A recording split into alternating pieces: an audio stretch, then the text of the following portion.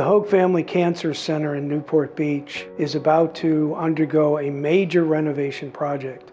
This will enhance tremendously our ability to do clinical research. It will also enhance our patient care facility and at the same time enhance the patient experience.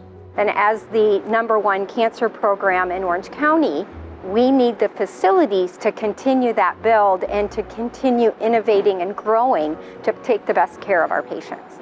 This will add considerably to the present programs at the Cancer Center, including the infusion services as well as our clinical programs that are already in existence.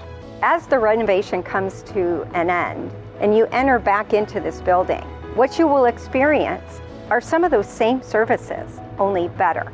This project is allowing us to bring all of our oncologic specialists in one location, making it easier for those that need to come to the building and use it.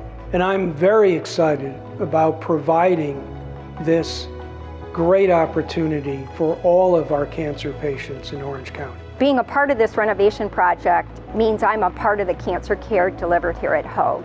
It is an honor and a privilege, and I'm looking forward to the day we reopen these doors and the renovation has taken place.